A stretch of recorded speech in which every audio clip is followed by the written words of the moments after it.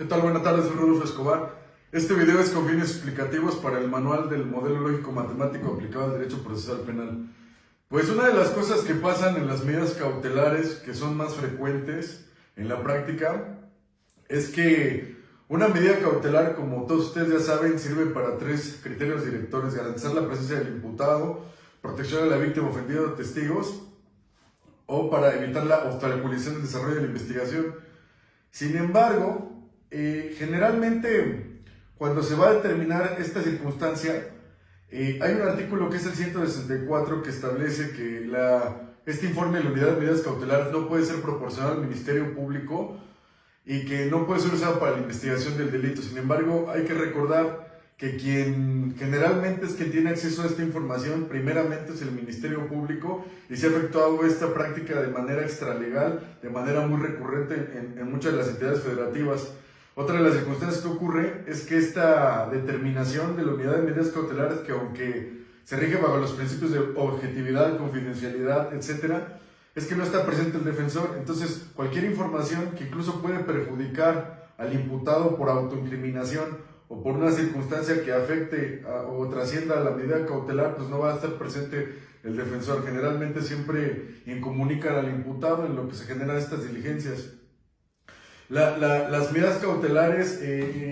yo considero que no pueden chocar el proceso con su resultado, deben de ser equivalentes. Me parece que una de las cosas que deben orientar al juzgador es un principio de subsidiariedad. Eso significa que al imponerlas en términos del 155, los tipos, debe observar con base en criterios como la proporcionalidad, mínima intervención, menos lesivo, cuál de esas medidas cautelares resulta la adecuada, ad hoc, para los intereses y fines que dije en un principio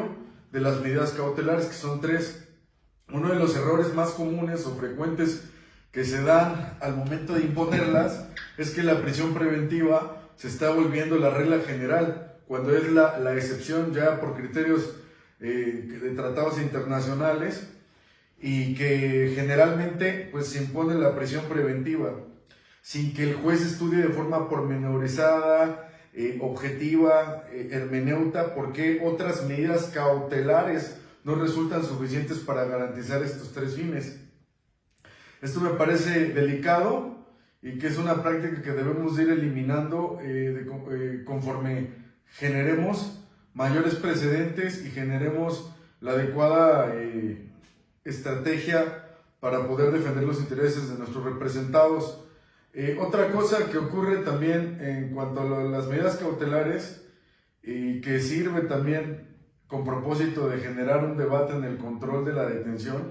son las cuestiones relacionadas con la retención. Aparentemente la retención no tiene nada que ver con las medidas cautelares, pero una persona solamente puede ser retenida en sede judicial cuando el Ministerio Público, en términos del 140, no va a ejercer prisión preventiva oficiosa a otra personal. Entonces ahí es donde el Ministerio Público debe de justificar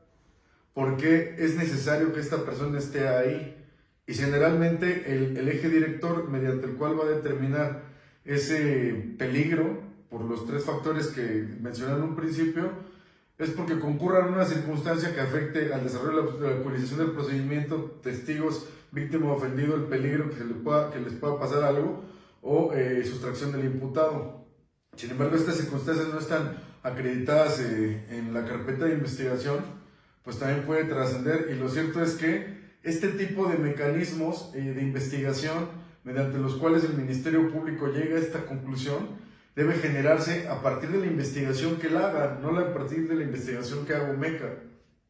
Son como cosas muy frecuentes que pasan en el debate de medidas cautelares.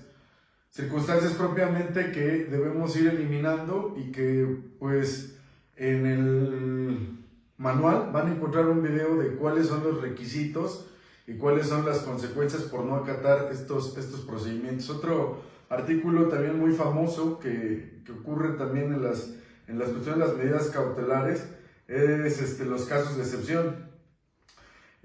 Cuando, por ejemplo, la persona sea mayor de 70 años o esté en peligro porque esté afectado a una enfermedad grave o terminal, también es un caso de excepción. La otra excepción también está en el artículo 167, en el antepenúltimo párrafo,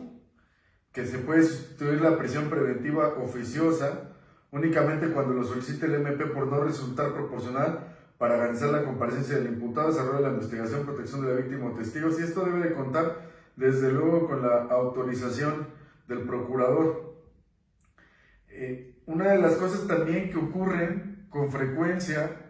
es que el artículo 168, para establecer el peligro de sustracción de la persona imputada, se debe tomar en cuenta en términos de la fracción primera que el arraigo que tenga en el lugar donde deba ser juzgado determinado por el domicilio, residencia habitual, asiento de la familia y facilidades para abandonar el lugar o permanecer oculto. La falsedad sobre el domicilio del imputado constituye una presunción de riesgo de fuga. Esto es muy delicado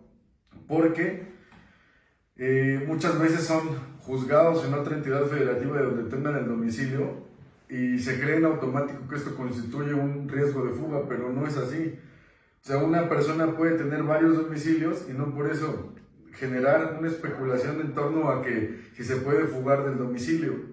o perdón, más entendible, más específico, que pueda abandonar el lugar y que con ello se impida que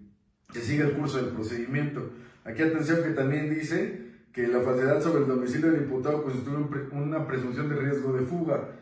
Lo dije en un principio, hay que tener mucho cuidado porque la unidad de medidas cautelares llega con el imputado a generar esta información del reporte y lo hace sin presencia del defensor, y muchas ocasiones la persona, por miedo o porque se cree todavía sobre una concepción tradicional de lo que ocurría en el anterior sistema de las fianzas, que decía si tenías posibilidades económicas te iba a perjudicar, a veces ocultan que tienen un domicilio por el temor de que se piense que tienen posibilidades económicas, y esto pues desde luego afecta el procedimiento y que lo trasciende, de manera que pues esta persona puede perder su libertad. Ya algo que está pasando en la República Mexicana es que la prisión preventiva se está haciendo la regla general y no la excepción.